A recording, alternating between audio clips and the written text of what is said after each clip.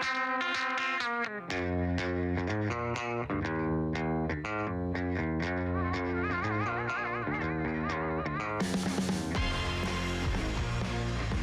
What Podcast, which bands this year that matter. Oh, hi, friend.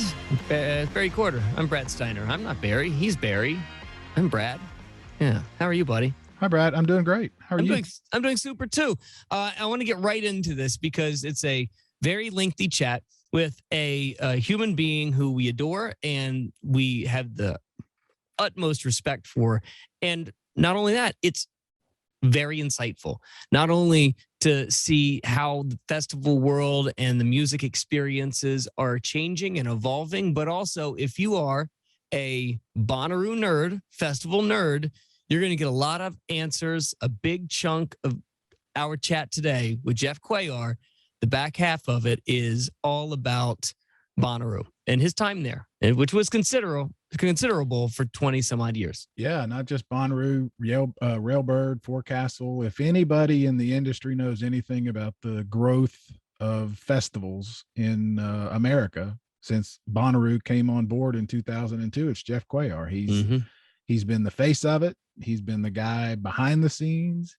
He's been, as you point out, Brad, and I think you nailed it right on. He's the brand. He is the voice of the brand, put it that way. He's the guy that when we had questions, had the answer, and he's the guy that helped drive the train, so to speak, on a lot of what has developed over the years. I tell you, the people I like the most in this industry are the ones that make it look easy. Yeah. Everything he does, he makes look easy. Maybe it's just because he's the coolest cat in the world. That's a great point. He just makes everything look so effortless, almost to the point where I ask myself, what does he do for a living? This is this job? Because it seems so easy for him. It just rolls off of his tongue. Excellent communicator. Remind me before we get into this, explain his job and what he's doing now vis-a-vis what he was doing before with Bonnaroo. He was very similar, actually. When he was at Bonnaroo, when we first met him, he was at AC Entertainment, and then which was bought by Live Nation. His job was essentially vice president of partnerships, and it had a whole long string of things behind it. He once told me he's kind of the guy that when they have a new thing and they can't figure out who should be in charge, it becomes Jeff. So he's VP. Over 20 years, everything became a new thing. Yeah, he was the guy that, hey, TV stations want a quote, they go get Jeff. Hey, what should we do with this VIP section? Go ask Jeff. So he literally had his hand in everything. He currently is vice president of partnerships with Sixthman, Sixthman, which is, and we talk about it, the global leader in festivals at sea, but also sand and land. So he's shifted jobs, though he's very much doing the exact same thing. It sounds like just on a boat, just on a boat capacity. And on islands that that the company owns. Yeah, pretty sweet spots. So, yeah. But when you were talking about what a cool guy he is, I mean, one of the questions we asked him is about that decision back in September to cancel Bonnaroo, and he gave the right answer. I can only imagine how gut-wrenching all of that was, but like you said, they handled it like professionals, made the right decision. So we've said it for 5 years now. Having him on as a guest that first time, I think, is when we realized this show could be a little bit more than what we originally thought. Yeah, because of people like him. That's right. Yeah. I mean, we originally thought, yeah, that's exactly right. That conversation changed the entire direction of this entity. And there's one answer he gives in particular about this festival that we all love so much that really warms my heart. It makes me very, very excited. And you'll hear it with their chat with Jeff Cuellar, who was just so wonderful with his time. I hope you enjoy it. We will not be back after the interview. So enjoy that today. And we'll be back next week on the What Podcast. And, enjoy. It's Jeff Cuellar. You're going to be living within an hour of Barry Corder? I know. I will. Now, I can ignore him from 90 minutes away. yeah, let me give you a hint. I lived 5 minutes from Barry Quarter. And I still never saw him. So you're in for a treat, my friend. You're in for a treat. Nice. We're just being honest. What part of the country are you in now? I'm currently still in Northern California, just outside the Bay Area. So you're leaving Northern California for Atlanta. You say it so disparagingly, like I don't know. I'm making a good move here. Yes, I am, and I will say, there are less things I will miss, than things I will not miss. Weather, sure, the biggest thing. That's a big thing. Let's start with the obvious question. Yeah. Have you ever been to Atlanta? Yeah, I have never lived in Atlanta, yet I've had good times in Atlanta, and I got this close to producing a festival in Atlanta, but we ended up pulling the plug due to hurricane that came through. If you guys remember when Tomorrowland got knocked out, it was just outside of Atlanta. We got the remnants of that destroyed our build for Afropunk when we were producing that. Oh yeah. I do remember that. Yeah. So I've had some fun in Atlanta. I've seen the house that I purchased. It seems cool. I'm excited about the area. As someone who is preparing for a move myself, I'm literally. Do you know how the fear that lives inside of me to sign a lease with an apartment / building that you've never seen before? I've done it twice, so I'm very aware. I bought a house, like not this time. I at least went out and saw this house. The first house I ever owned, we did not see it first. Wow. Yeah. My mother did that when my dad moved the family from Indiana to North Georgia. And I mean, it's relevant, and we won't belabor this, but as we're driving from the airport on that 40-minute drive, about 35 minutes in, my mother looks at my dad and says, "Bill, what have you done?" And I'm pretty sure she put the for sale sign right back in the yard. It took 2 years. So first off, and I apologize, this is going to get personal in the next, little while here, but why did you make the move to get out of this version of the industry and into a completely new one? It really was complete. I don't call it serendipity. I wasn't looking. I think you guys know me well enough to know that I was happy. I was really happy. I loved doing what I did. And I mean, obviously I'm still essentially kind of doing a lot of what I did beforehand. And I felt like even with some of the transition that we had from, coming out of the pandemic and then being now like under C3 and reporting in that way, honestly, there was a lot of opportunity to continue to grow what was kind of being put forth in front of me in terms of that those growth opportunities were fantastic, plus a much larger team at our disposal that I really hadn't had in the past. So from a standpoint of, was I happy and was I looking? No, I wasn't looking for anything. I was happy doing what I was doing, and obviously floored that we didn't get to execute Bonnaroo. That's still, I mean, every time that just enters my brain, I just start to just cringe because that was so painful. But I wasn't looking. And then, honestly, a headhunter reached out to me, and it's someone I'd known as someone I'd known for a while. And he's like, I know that he knew I just moved out to California, or I, recently moved out to California for my wife's position. And he was like, listen, I know you just moved out here, or recent. And, but there's this opportunity, and I think you would be perfect for it. And I would be remiss not to at least talk to you about it. Can I jump in real quick? Because should we do like station IDs or like something like that? Something like that. Because I ran across we have something. To run traffic on the 10s. Hang on a second. I ran across something that sums all this up, and it's almost a better explanation of why we're talking to you. Sure. First of all, I was thinking about it this morning. I think you had maybe the best job next to mine that I know of, except you probably made a whole lot more money than I do. I love what I do and the job you had. So I just did a search And the headline, and it's on Global Newswire. And for people who don't know who Jeff is, I think this really just sort of, but acclaimed music festival director Jeff Cuellar joined Sixthman as VP of Partnerships, which they describe as the global leader in festivals at sea. Now, we've always teased you about your titles. That's a good one. I didn't even know festivals at sea existed. Yep. But it points out, your leadership roles at AC, C3, Live Nation, Bonnaroo, Forecastle, High Water, Railbird, Moon River, and a lot more. Mm-hmm. And I mean, to me, that's why, you've been a guest on this show a couple of times, and Brad and I have always said you've been one of our favorites because it's always been so insightful. But that's what we want to talk about is for 20 years since it started. I mean, you've been right there at the forefront of developing these things that we love. Mm-hmm. So I just thought it was interesting that it's not just us that think that highly of you. It's all these other people. Well, let's be fair. I mean, we know who writes the press releases. So however it gets done. I don't know what you're talking about, Brad.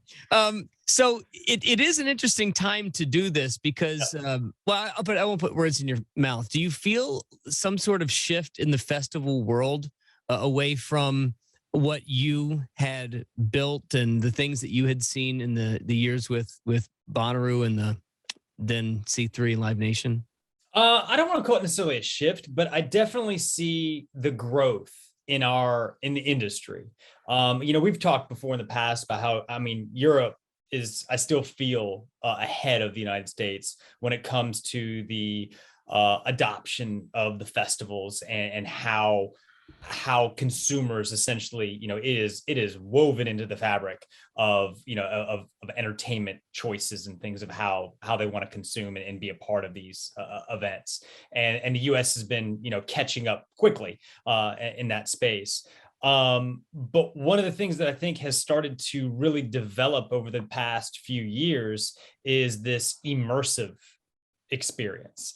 And that is more, I think, as artists have become, I don't want to say bigger, but more developed from a standpoint of not just being, band on a stage, but, the extensions of some make wine, some make whiskey, some do, podcasts, some have fashion lines, there's so much more that are entangled into what is, what it means to be an artist now, that these more immersive events are really intriguing. And I think that's kind of where they caught my attention when I started having the conversations in my initial conversation with Anthony Diaz, who's the CEO of Sixthman, was this understanding that they are gathering, the goal is to gather these passionate fan bases. So when a lot of people think, let's go grab the biggest artist there is that, is selling, millions upon millions of, what are we selling? Even concert tickets these days. And that's who you want to create a destination experience around, but it's not. It is really looking at those artists that have these rabid fan bases that are in Reddit groups, that have fan clubs, that are buying merch, that are doing all of the things that make, that are associated with that particular artist, and then be able to create an experience there. Because you ask a lot of a fan to come and to do an immersive destination, like come on vacation, with me and understand what it is to be a part of it. But, honestly, it while we've created, and I'd say one of the aspects that I loved previously about, my other role was I felt like I had a great opportunity to find and work in underserved markets. And some of these, that are not the major metropolitan areas, but, the Charleston, South Carolinas, the Louisville, Kentuckys, the Lexington, Kentuckys, Asheville, North Carolina, some of these hotspots that are just so juicy in terms of what they offer as an experience that we got to shine a light on that. Jeff, I love when you say the words juicy hotspot. So I loved that ability to create that spotlight on some of those communities and really dig in and be able to showcase it through food, through art, through all those different things. And the shift for this is I'm now getting to do that for an artist and being able to look at it from that standpoint, and not necessarily just partnering with an artist, but it can be doing maybe around a genre. Where are the passions at? Before I joined Sixthman, they had done like Walker Stalker cruise, and those people who are extremely passionate about The Walking Dead got to have that kind of experience over a number of years. They've done comedy before, like Impractical Jokers. They've done all of these different things where there is a passionate fan base and that are looking for that next level experience versus perhaps going to, let's call it a land-based festival, that is more or less, let's give you a smorgasbord. I mean, it's curated, so I don't want to say a smorgasbord, but a curated experience down a certain genre or whatever it may be, but you're still only getting 45 mines to maybe 2 hours if you're a headliner on a stage. So let me back up for a second. Yeah. So there's basically what you're talking about is you can you find an artist, you find a clan, you find a fan base, you find the group of people that would join a cruise. Then you curate an entire experience for them for insert amount of days. The bigger the artist, I'm guessing the bigger the cruise. The smaller the artist, the more small the boat. Am I going on the right direction here? Kind of. Okay. I would say that the model has been refined over the years in terms of what makes sense. And, Norwegian I guess it's about 10 years ago, purchased Sixthman. So the ability to have an understanding of where we can move ships around in order to create these experiences. Norwegian owns 2 islands. So therefore our access to be able to create, do something different and actually utilize the island as a potential destination space. And then resorts, resorts are part of this too. And it doesn't necessarily have to involve a ship. But that is I would say that the bulk of the business revolves around a ship. But doesn't have to be. So we've done events. So All the Best with John Prine, rest in peace. That event that was done with them. Melissa Etheridge, we've got one coming up, and we're doing that at Playa Mujeres. So it doesn't have to be a cruise, but it can be. But so right. if just real quick, if there just happened to be a rabid fan base that loved, say, a podcast, and they all wanted to go on a cruise together, that podcast probably wouldn't fill a Norwegian ship, but would they have a pontoon boat available for us? It's podcast is actually one of those verticals that we're looking at as an option. I think there's something there. I mean, you look at the fans who are tuning into podcasts the way they are now. Now, how does that work? How do you super serve that guest and maybe, either show them how the sausage is made or do something interactive in a way that really capitalizes on it? But it's so much more than just bands on a stage. Right. I mean, that's where I was going to take TikTok stars, for instance. You get a whole bunch of TikTok stars on it's fascinating now that I've thought about it, because you're right. I immediately, when all this happened, I was like, oh, Jeff's running some cruise ships. But this makes so much more sense now. Okay. But it's what I was going to say, listening to you and thinking back to, some of our conversations about Our Moon River here, which is a boutique festival.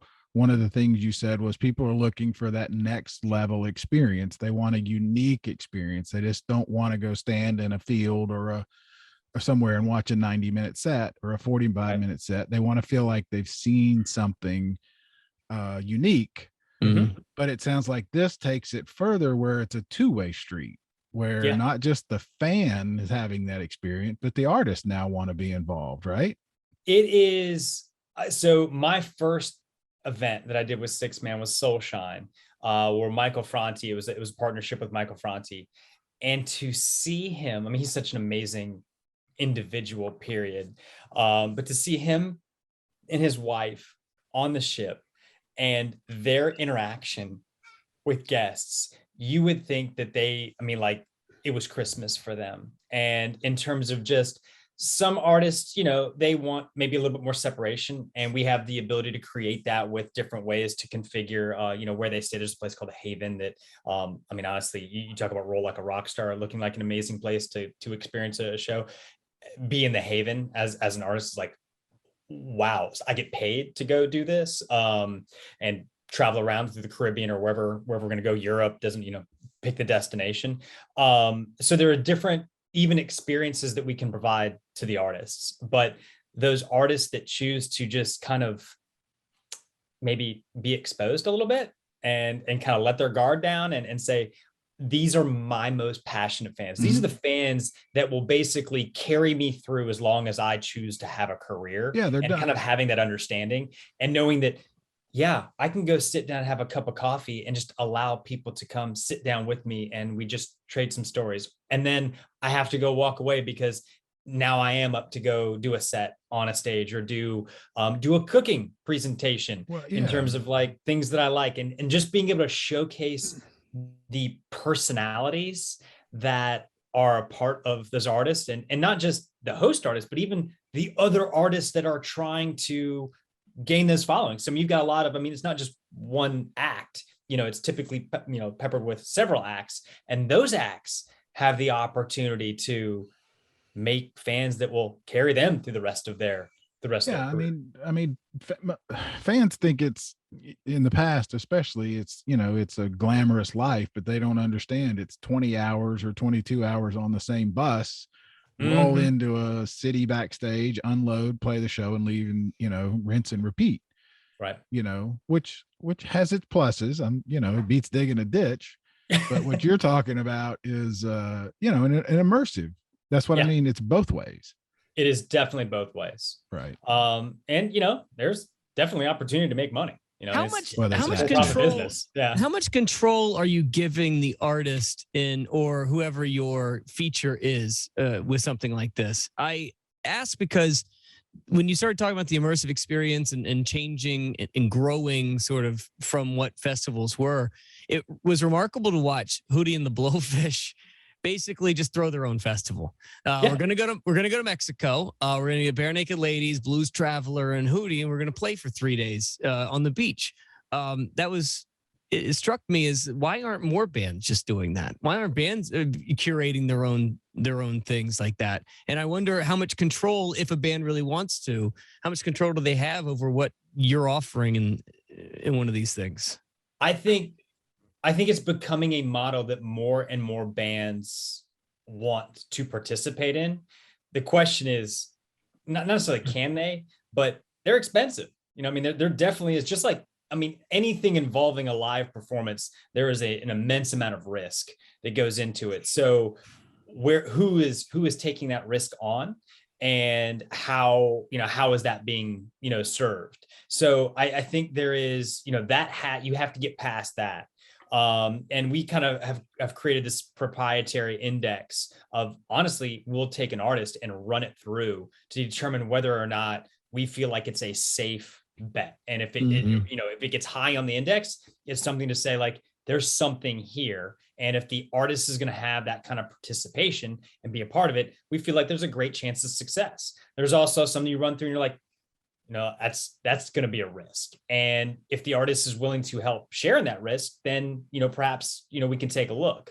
But it really is funny, kind of running through that stuff. Some artists you would think are like slam dunks, and they aren't, because asking someone to join you on a 3, 4, 5, 7 night vacation, and perhaps on a cruise ship, because let's be honest, there's stereotypes that are involved in cruise ships. And I think until people experience one of these events, they're like, oh my God, that's totally not what I thought it was going to be. Like, I'll be honest, my first one too, I was like, I think I went in with a certain expectations and I was completely floored. I'm like, oh, I get it. And, one of the easiest, most tangible thing, having my background of the number of times I've used a porta potty, didn't have to use a porta potty once. And that alone was that's because I hung it right off the boat. But just like the ease of access and how tired, like, you aren't. Like, I'm a fan of music festivals anyway. I'm going to continue to go to them, but you're exhausted. And I can honestly say, even after working, you're like, not bad. Like Not that's a bad. pretty solid place to be in the Caribbean, enjoying it in kind of a different way.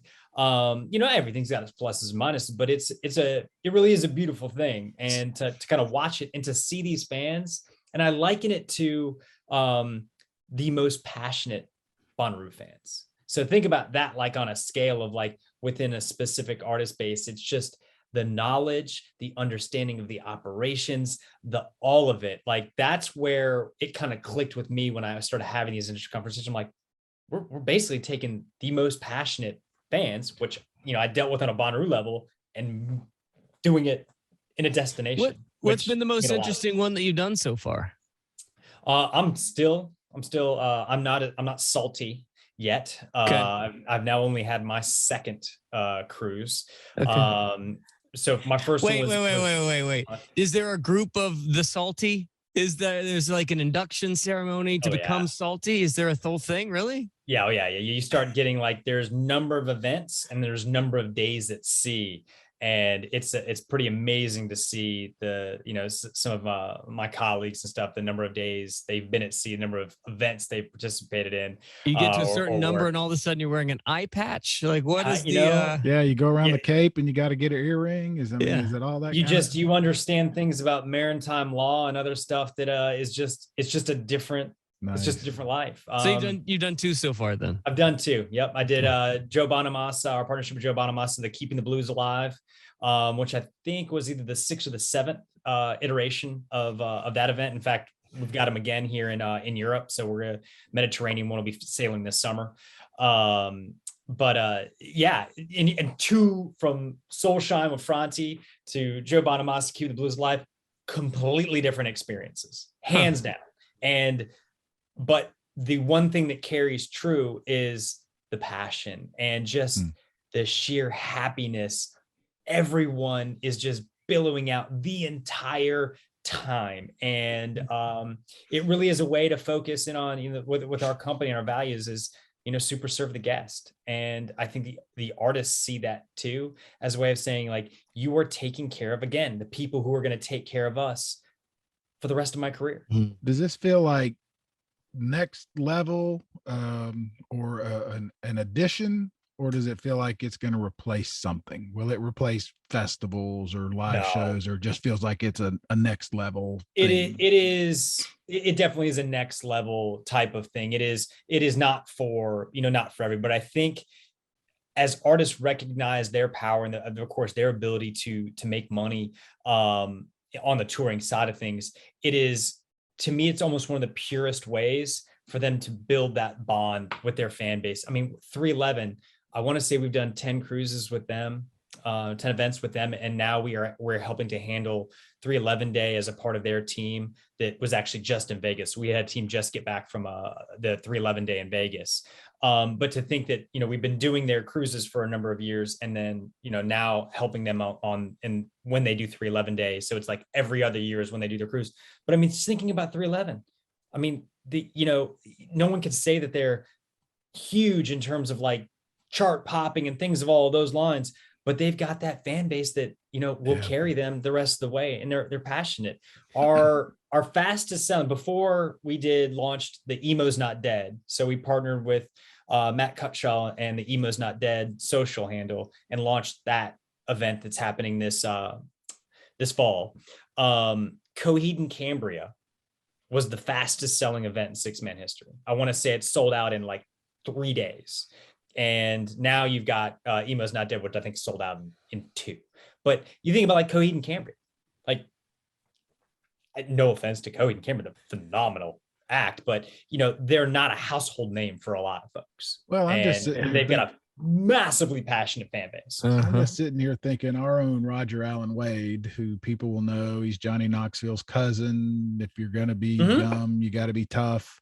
You know, he's a known guy. He's a Chattanooga guy. He just this past week came off of a cruise with Lucinda Williams and Emmylou Harris and somebody else. And my point in that is Emmylou and Lucinda are not people that I imagine say, you know what, I want to hang out on a boat with people I don't know, but they did.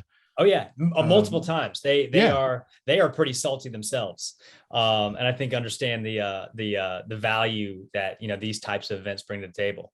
Yeah, yeah. They just got off the Outlaw cruise, so it's Yeah. Outlaw Country Cruise, That's it. which we are having the first or second iteration of Outlaw West this fall, and I think they already announced dates for Outlaw, the continuation of it, because it's now hitting its These all obviously port from different cities. When you get the people that buy tickets, the people who are they mostly local from the city that they're porting from? All over. Are they? So like when you said the Mediterranean that's happening, am I buying something that is including a flight to get to the port city? No. Or flight's on you.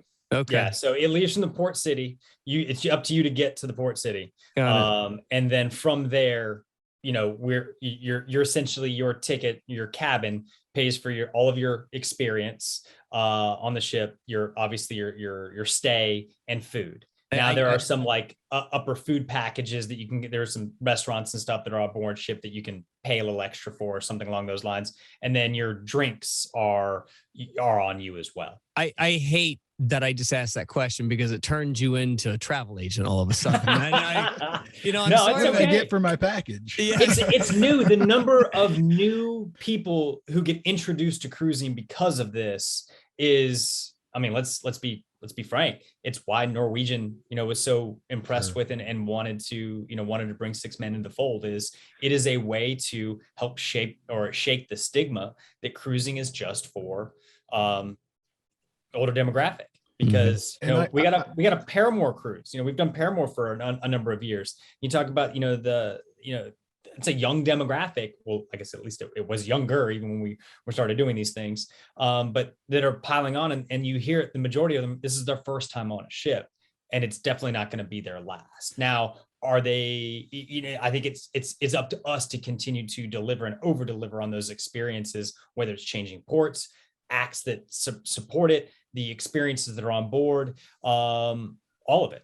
But it all goes as part of the experience. That's what I was going to say. I could see where my first one, maybe I went to the Caribbean with Coheed, and then I find out they're going to next time do an Alaska one. Mm-hmm. So I could see where I get to see the band I love, but now I'm going to do a cruise in a part of the world I've never seen before. So exactly. So this is all with Sixthman. Yep. Is it in conjunction with any of the Live Nation AEGs of the world, or are you guys all booking this yourself? It's primarily coming through us, but okay. Yes, and we have worked with other partners in terms of trying to secure talent and things along those lines. But again, it's one of those things that you got to kind of get it, and we try to invite folks to see it and to see, the Haven especially. And there's different class ships. I mean, to your point beforehand, like what size ship, we've got a model that works around what we call the Jewel class. And like the Norwegian Pearl is a ship that we use quite often, but we've configured it to a point to like, we know how to load and unload in terms of production, build a stage on the pool deck, and the types of things that make it work. In a flawless type of way. Because one thing that's different is, when we build festivals, depending upon the event, I'd get anywhere from 3, 4, 5, 9 days to build an event. You've got hours, because that ship could potentially be somewhere else. It's coming into dock. We basically crane stuff on, decorate it out, vibe it out the way it needs to be vibed out, load up passengers, and we're going. And then the way we kind of have some certain things structured, we'll do kind of back-to-backs. So you could have Kiss coming off and Soulshine coming on in the same day, and we're able to flip branding, everything with the ship, and have it down to a science. How many a year are they pulling off? Next year I think right now we're slated for 22 events. Okay. So, but we've got right now, I've got 3 back-to-back that are about to leave out of Miami. And then we'll have, I think, 5 more in the fall, and then one in Europe, or one in the Mediterranean this summer. And this is, obviously it's kind of as we're kind of scaling back up to get to place. But yeah, 2023 is going to be an exciting year, and 2024 is going to be even bigger. And we're already, 2023 is just about fully booked. And then 2024 is, I would say, do more than you have like a white whale? Do you have a big one that you're just holding in the back of your pocket? Like, I got Lady Gaga. I'm really. I think that's part of the mentality that's probably shifted for me, because, I used to think about headliners and, what is going to be best to draw in a festival crowd and pull them into whatever city we're doing. Where my headspace has changed a lot is who are the most passionate fan bases. So I don't really think about it in terms of like white whales anymore. From that standpoint of like, who do we want to see on, what stage of Bonnaroo? It is more or less now, who can we, who's the best for us to super serve? Like who gets it, and who's got that fan base that just is really attractive to create something special. And then we build our own events. So like Kayamo, which is about to happen, this iteration of it is a festival brand that we've created, that, we take and move in a lot of places. I'm trying to think of more that we've got. There's just so many. We've got a new one that's about to launch here in like 2 weeks, 3 weeks. So I gotta look at my calendar somewhere. There'll be a brand new festival concept we've got coming out that I'm personally really, really excited about. It's up my speed in terms of genre and stuff. Well, speaking of festivals, what do you miss the most about the festival world and the festival life? Ooh, that's a good question. I mean, I would probably say my team. The team that we've built, over the years. And when I say team, it's the immediate, colleagues, the same company stuff, but as well as the industry as a whole, from that standpoint, and getting into it in a city and trying to solve those kind of challenges. Like it's a special group of people, and they are family in a lot of ways, and they will continue to be family. I will always support everything they're currently doing out there. So it is, I would say, the fact that, some of these people I've been working with for 20 years, I'm not working with some of them, and, but there are some that, have jumped over, and are now working with us, in different ways. I mean, I've got a couple people that worked with me, AC, on our events that are now full-time at Sixthman. So it is that I know that will develop, and I know, that will happen. There's also several that are contractors that are part of Sixthman events that I've seen them like, oh my God, yeah, we've worked together a bunch. So I think that will start to commingle more. But it really is the team. And I'll say too, the cities, there is something special about, I mean, I'll say it no matter what, Manchester, Coffee County has been a home for me. I think when I added up days, I've spent more time in Manchester than any other city in my life. So, those types of things, I still keep in touch with a lot of people in those places, and even other cities that, that we've done business in, and I liked being able to shine a light on those communities because they are so special. I want to ask about Manchester and the 20 years and all that, but let's work backwards a little bit if we can. Okay. You mentioned it. And we've obviously talked about it probably to death on this show, and a lot of other people have. But if you don't mind, what was September like?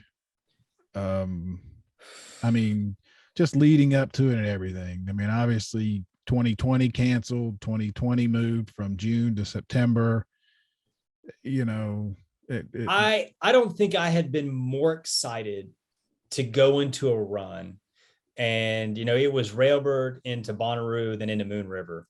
And to go into that run, I don't think I had ever been so excited. And I knew there were a lot of challenges that we were going to be facing for all of our events. I mean, just coming out of, the pandemic and the way we did, and how do you everything was changing, and you could feel fan frustration because, we're giving real-time information on stuff, and is for some people, they, liked what we were saying. Some people didn't. I think that, it kind of goes with that political environment. But going in, I had that zest of, so ready to do a lot of it, and just being at home. I think even my wife and family were like, you've been home too long. Like you got to go. Right. And so the Jones and just to get out there and be on site and feel it. I think one way I physically did it is I went out to the farm first, did some work out there, then went to Lexington to do Railbird, then came back, of course, to the farm and then up to Chattanooga. So, you know, even coming after, you know, it was the biggest Railbird, you know, we ever did there. I mean, it was a great event. We had some stumbles that, you know, that needed to So get corrected. So back to September for a second. How close was it to being a yes? How close do you think that it actually could have been? I think a lot closer than people realize. We built it. It was built. It was ready to go. The challenge was for those of us that are, you know, Manchester salty and Bonnaroo salty, we knew 04. And knowing the amount of rain that we had in 04, yeah, exactly. I was knowing there. The amount of rain we had in 04 and understanding what that did to the property and what that did to the experience, what that did all over the place, it was going to be worse. And so that I think you just hit a point that I totally forgot about. Explain what it did to the property, because I had to pay a kid $50 to pull me out of a mud pit. And this was just a random kid from the neighborhood. Yeah. And I think, Jeff, you're gonna say it, but I know we talked about it. I talked about it, is people don't understand. They see a mud puddle and they think it's just a mud puddle. They don't understand what 80,000 people walking through that mud puddle does to it over a day or two. Right. But yeah, that's a great question. What were you thinking? What we lovingly call the back 60, and seeing how we had changed some things up operationally. And even if we wouldn't have changed up things operationally, that, you know, that honestly, that didn't matter. There was so much rain. I mean, I'd have to go back and look at, you know, Tennessee records, but I think during that span, I think that had to have been like the wettest time frame, like on record, period. It was just an immense amount of rain. And what would happen, the ground was so soft, you put any weight. And when I say any weight, I'm talking like a human foot. You've just now created a mess. And could we have gotten everybody in? Maybe, but the amount of disruption, mud, just everything, one, it would have destroyed the grounds. Two, everyone would have been stuck and no one would have been getting out of it. And it would have been a safety issue. And I think that's the other part. Talk about some bad headlines afterwards, man. Oh, it would have been, heck, we talked about, I think I referenced Tomorrow World beforehand. We all know what happened there.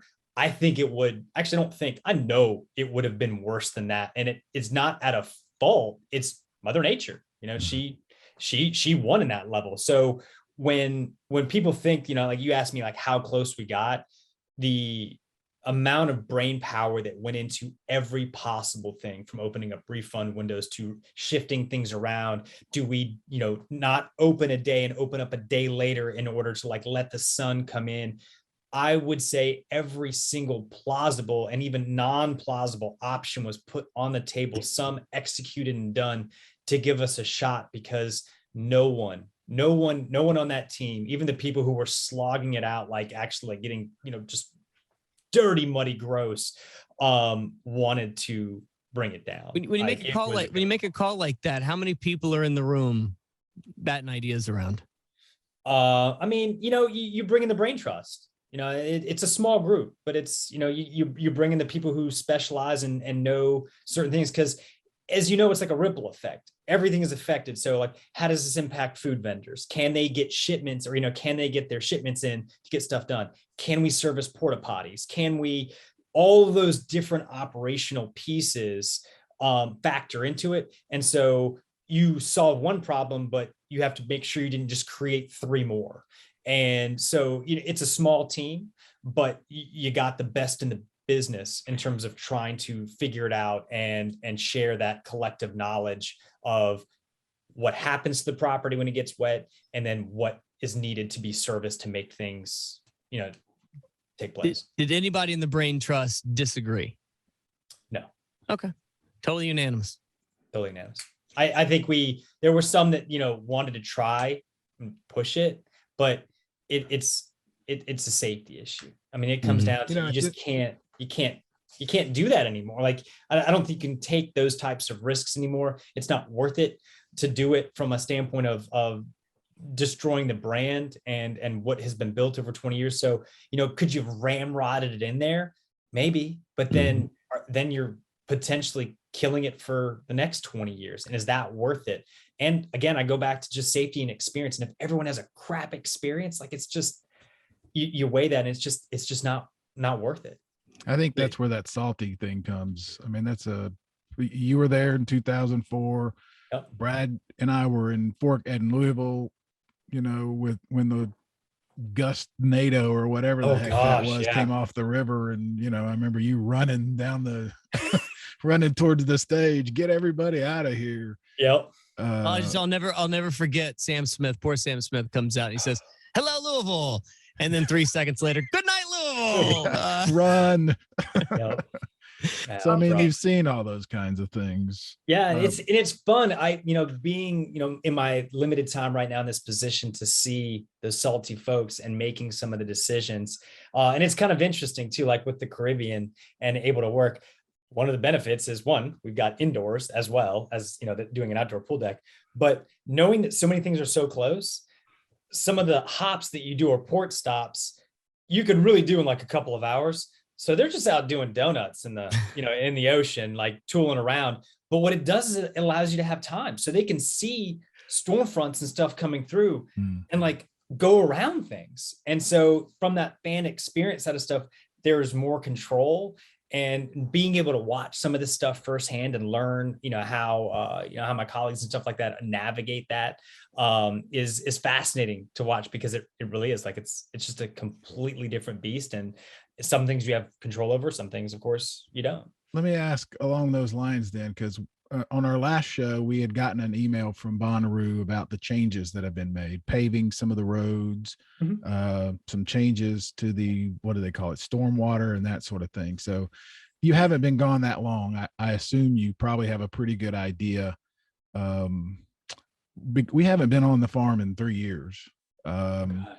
What sort of changes do you know of, or do you think have happened along those lines? I mean, you guys have been very good, and we laugh about it. I've written about it.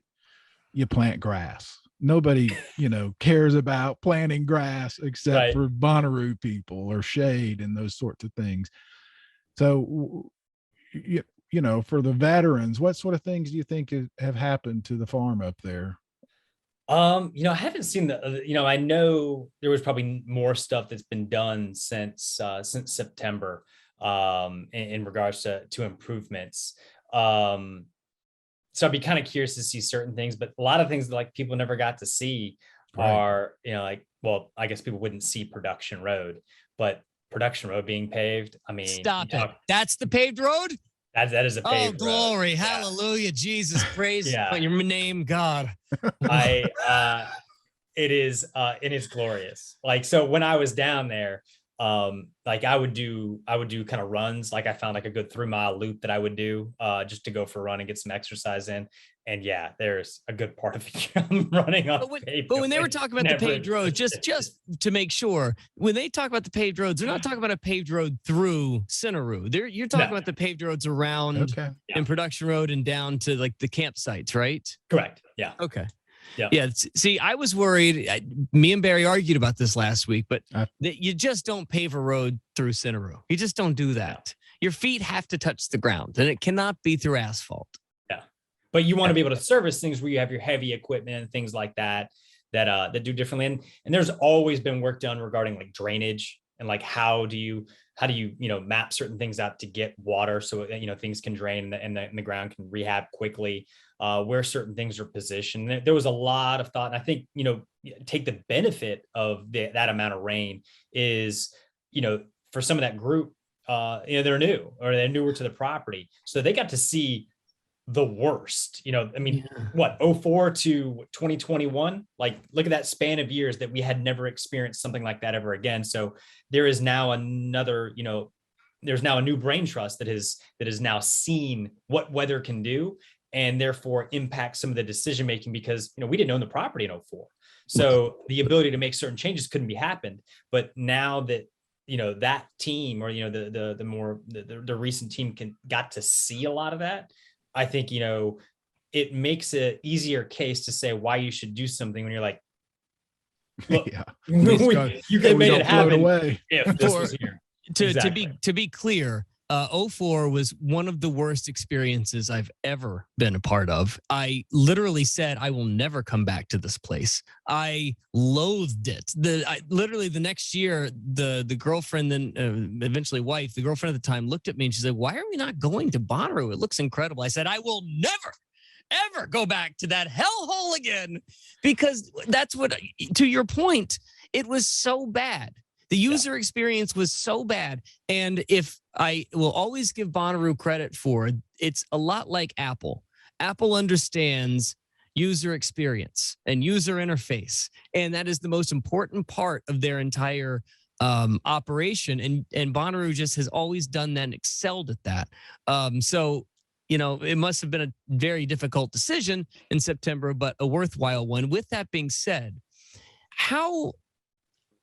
this is what you do for a living.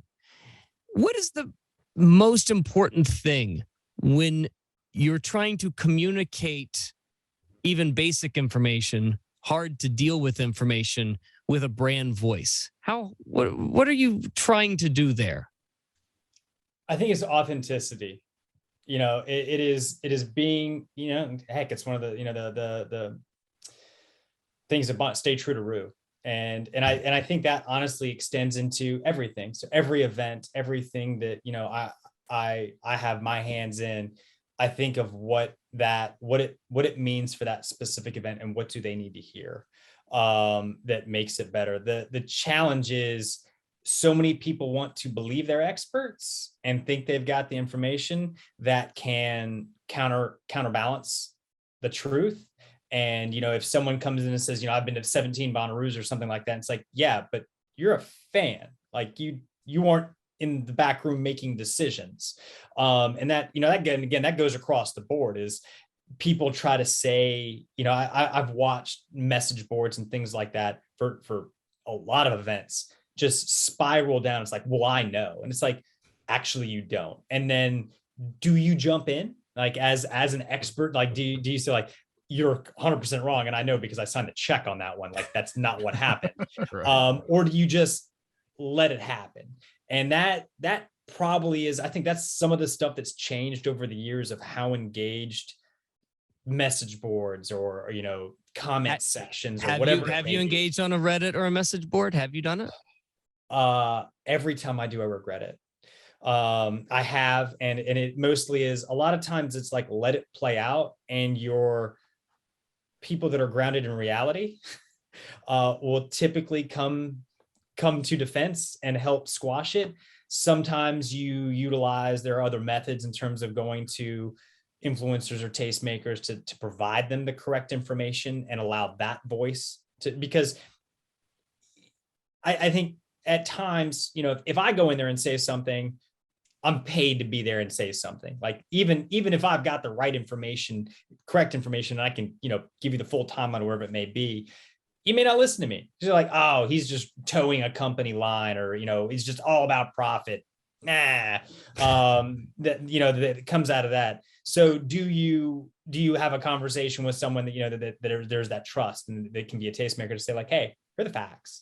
Do what you want with them. Here they are, and allow that to kind of happen. But it's that authenticity. It's a challenge. I mean, it really is. That some of the things I think that probably get me more, and I know you guys as stand-up amazing journalists and members of the media, you're actually going to. I tell fart jokes on the radio. I am no journalist. But you're going to fact check. You're not just going to throw something out there and say. And say that, this is it because, Bob down the street told me so. You're going to dig in, you're going to ask for comments, you're going to find out where things come from. And I never want to say anything bad about the press, but today in these times, there are more of just stuff getting out that is just blatantly not true. And it's like, did you even ask the question? Because if you would have just texted me, I would have been like, no, that's wrong. Do I have a comment? No, but I can tell you that that's wrong. Like that is factually inaccurate. And that's frustrating as well. It's because when you're combating that stuff, again, you're not going to win. I'll say the thing about Bonnaroo, and you've been a huge part of it, and I'm not saying that because you're sitting right here. You guys have always seemed to approach it that we're not just worried about this year, we're worried about next year and the next and the next, and that's a different attitude than a lot of people, have, and it makes a huge difference. Like grass, like bathrooms, like water runoff. We all laugh about that. Every year I write it, but I'm like, that's long-term thinking. And Brad said it with the last time we were there, when we walked in at night and saw the lights in the trees. We just went crazy about that kind of thing. But that's that little detail that, for the first timers would have not realized it was new. But for veterans, it's like, oh, that's a really cool improvement. Well, I mean, look, it's those little details that, as a guy that, runs a radio brand, which is definitely not a music festival, it's those little details that when I watch other radio stations do, drive me nuts, absolutely drive me nuts. I'll give you an example, literally over my two shoulders. Jeff probably has an example like this in the Bonnaroo farm, but this was the logo that was done before me. That's the logo I did there. That typeface drives me batshit crazy because it's completely inconsistent. It's crooked. It drives me nuts. People do this all the time. And when I see somebody pay attention to details like Bonnaroo, right? By the way, I fixed it with the new logo. Just mind. Okay. But when I see Bonnaroo, and yet the other one is still there. Well, that's because it's, what are you going to do? Go ahead. I can't solve every stupid problem. But when Bonnaroo gets the little details right like that, it makes me feel really happy because I've invested all of this time and energy into a brand that cares and that knows that the details matter, to the point that I was trying to sort of insinuate with the question. It does feel as though the brand's communication has been troublesome at best, spotty at best. And I wonder if there are, advice being given, if they are aware of stuff like that, if it is in the consciousness, or are they just trying to hold on and survive and just make it work for right now? Obviously, I'm not in that room anymore, and Sure. I can't necessarily speak to that. But that's why I freely asked you, because now you're unshackled. I can say that the people that I left that are still there, slogging it out and putting it to, it's still some of the most passionate people in the business. And just a lot fewer of them, right? No, there's more than that have had 20 years. No, yeah, there's very few that have lasted long. But I mean, there's still, I would say a lot of people who are still within it are still, veterans of the business, that are, from that standpoint, understand what it takes to pull off a large scale event, every event being different. But the group that is behind it and the group that is still pushing forward on it, some of the most passionate, they care, they genuinely care and want to do what's right. And that comes from the top down and the bottom up. I mean, it's a whole, everybody. I think they understand and respect the power, that they yield or wield within that brand specifically. And there's a lot of care and attention done to it. I think we're all navigating, coming out of the pandemic, especially as we ramp back up in the live event world, the pressure and the desire to go and do more. And some of that can make you tired. We're all human. We all make mistakes, and that's going to happen. But I, again, not in those rooms, but I do know a lot of the people who are still there, obviously. And I can't say enough positive things about the group that is there, that is making the decisions, that is, doing everything they can to make that event and to make every event that they're a part of special. And it's a family within the industry that, I think for those that are salty and have been in it for quite some time, that care and attention is there, because you don't do an event as a one-off. Like that is when you go in doing something, the intent is to create a legacy on it and to build a brand and to build a passionate property that that will stand the test of time. And sometimes things come and go, and that's just the natural evolution of things. But that is definitely the goal going in. And that's I can speak to that even now as we're looking at destination stuff.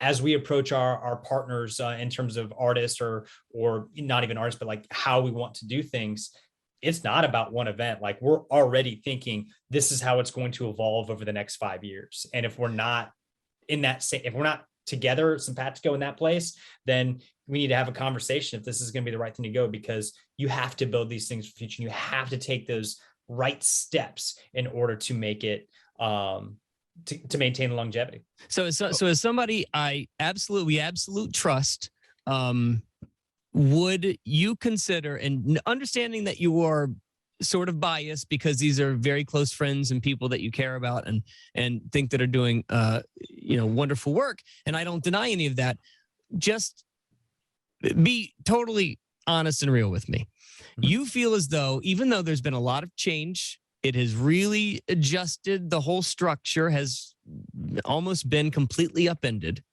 You totally feel confident that it is going to be the same feeling walking in there this year than it was 5 years ago, 4 years ago, 3 years ago. I do. Okay. And where I go with that is it's still incumbent upon the fans. I think the delivery of and fan mentality and how people come together is different. I mean, let's be honest, none of us here, we're not young anymore. This stuff's not meant for us. I mean,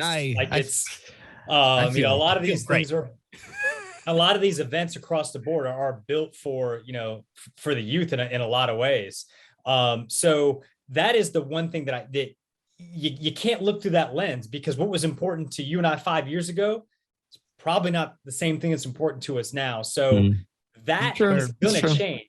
The musical tastes are going to change. So it would be it would be wrong to kind of look through from the lens of like 5 years ago, because it is a constant torch passing for an event. If it's going to maintain it, if it's going to stay like one thing the entire time, it's never going to stand the test of time, because things change. Like you get married, you've got kids, you've got life responsibilities, and I can't go do this, or I'll come back to it.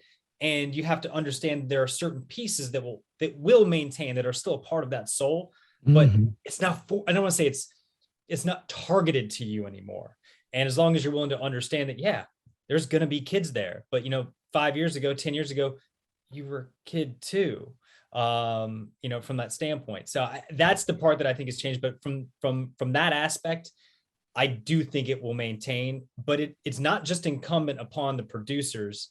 It is the fans maintaining that spirit and that understanding of what this event is, or what any event is for that matter, and keeping it going. Because if the fans choose they don't want to, then that's kind of when you make that decision of, do you keep doing the event or not? Can you in any way sort of quantify or qualify how the 20-year run has gone? I mean, from what you maybe envisioned it in 2002 to where it is, has it been a straight line? Has it been, were there moments where because there was for me, and I know when it started, it had this hippie jam fest label, and it took a lot of hits early on when people said it's lost its soul, it's changed. But having talked to you and Ashley, that was always sort of the plan, was, you brought that group in first because they would camp. And the idea was to add VIP and nicer, all the things that you've added, but you can't do that all at once. Monetarily, you didn't own the farm. So that's what I mean by, is there a piece of paper somewhere in somebody's desk that says, here's where we want to be in 2022, and how close did you get, I guess, is what I'm asking. Oh God, that's a great question. I think for the first several, it was just like, we just hope we get to do it again, type of thing. And, I wouldn't say there was necessarily a long-term vision goal at that point in time. I think it was just a matter of, if we can make it 5 years, that's awesome. Okay. And I think probably starting around maybe 04, 05, it was like, oh shit, they're still coming. Like we really got something here. Making it past 04, you're just like, oh, all right. They came back in Yeah, 05. they came back. And I think really that long-term planning started to become more evident once the farm was purchased. Okay. And I think that's where it's gone. So, has it every year you're always kind of taking bits and chunks off, and there are definitely plans that you're going after. And sometimes, when you've got a good one, it allows you to do, take more of those chunks off. Other times you can't. So I would say, yes, I think, we did get there. Now, was it maybe that path that we all thought we were going to go down? No. And there's definitely peaks and valleys in that. And I think we've always swung. And I would say that is, we've always tried, and no one can accuse us or accuse, the groups over the years for not going for it and swinging and trying new things. Some things landed awesome and other things fell completely flat. And that fan base was the quickest to call you and be like, you definitely missed the mark on that one. Would you call missing the mark a big square that you walked into? I don't know what you're talking about, Brad. Okay, got it. I was no longer there. That's all I could say. Yeah, somebody walked through. I think I know what you're talking about. Roll Like a Rock Star didn't work. You guys took that, you adapt or changed it, and right. I mean, I think you said that 3 or 4 years ago, and yeah, you find out what works. Right. I mean, and again, things change. It's like, yeah, that program was fantastic, but when you own something, is there a way to do it better? And some of the newer faces that have come in, and I'll call them out by name, Tuba, is some of his approach in terms of asking why, and has reframed a lot of what, even the way I approach certain things sometimes has been fantastic. I think it gave a real injection of looking at how we do things, instead of saying like, that's the way we've always done it. It's like, why?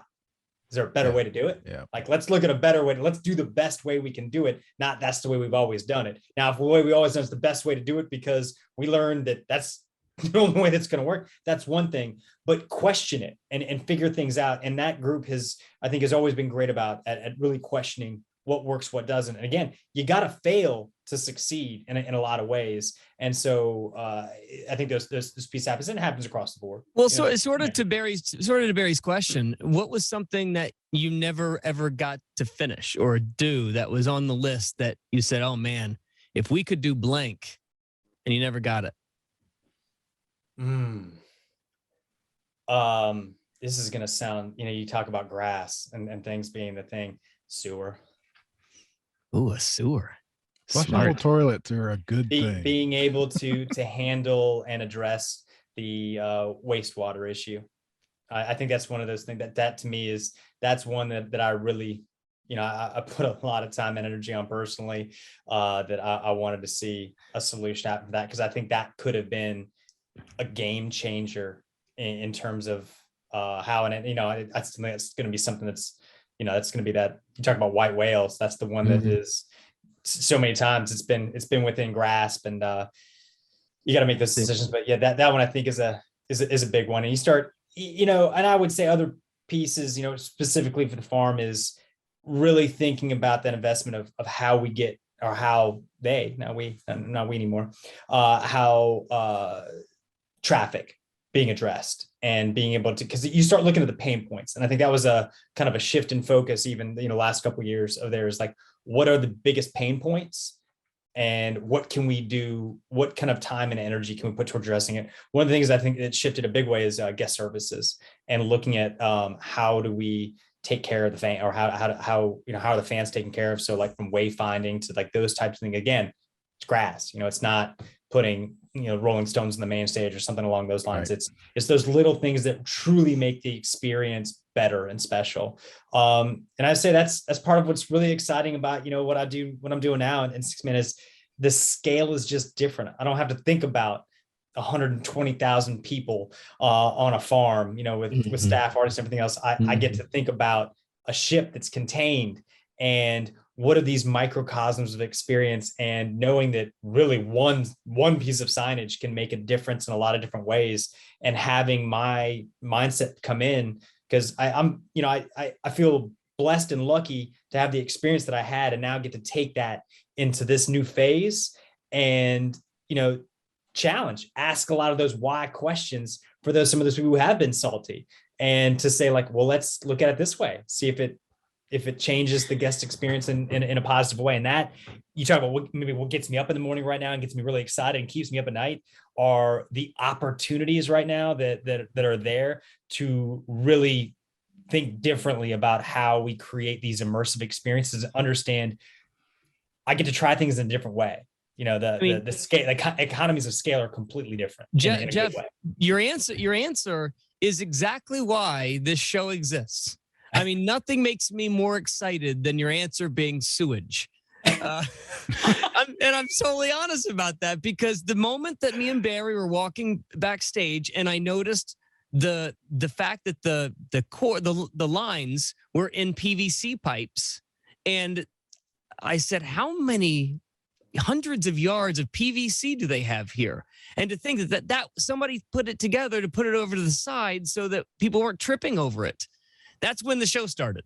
Yeah. That's when I started looking at the whole thing differently. I started looking at what you do now at a little bit differently. How do these things start getting put together? And the answer being sewage is just another line of, us. Well, I know I may be like one of the very few people who are thinking that, by the way. But yeah, those are the things that I think make it that's special. the thing you've stressed, I think, since we've been talking, since I've known you, is it's not just the act on the stage. It starts with the ticket experience. You know, Did I have a hassle buying my ticket? Because if I did, I already got a bad taste in my mouth. You know, did my ticket show up on time? Did I have a problem? Did I get to my campsite on time? You know, or in a reasonable amount. Those are the things when you leave that you remember. Mm-hmm. You know, the great show helps, and it will overcome sewage in some cases. But if you left there and it's like, man, I didn't have any problem with bathrooms, that's a good day. You know? Yeah. So, I mean, it is. I got in and out with no traffic. It is pretty remarkable. You know what? I got to see the Rolling Stones at Bonnaroo. Unfortunately, I shit myself. I just because the porta potty was full. Yeah, exactly. What are you going to remember when you go home? How was the show? Don't remember. Show. That's another problem. Man, Jeff, we say this to you every time, and it's not just blowing smoke up your ass. I didn't know you the minute that you came on the show years ago, and fell in love with you because you are exactly the way that you speak as a brand. You're authentic.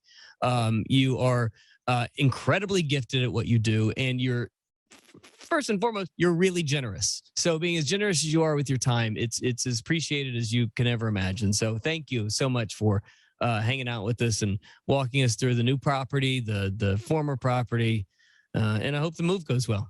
Thank you. When you guys invites on the table, come join us. Atlanta, jump on a ship. Hey, I'm ready. You name the time and the place. I'm in. We can start sussing out this podcast concept. I love it. Yeah. Yeah. The less work I have to do, the better. Barry will testify. Well, it is work, but you just could be in a tropical destination. Yeah. I'm in. If I get to hang out with you two guys shirtless, you count me in. You count me in. Tropical destination and Barry Quarter. That is sight for sore eyes. Love it. Yeah, thank you. You let us know. We're there. Excellent. Thanks, Jeff. See you soon. Appreciate it.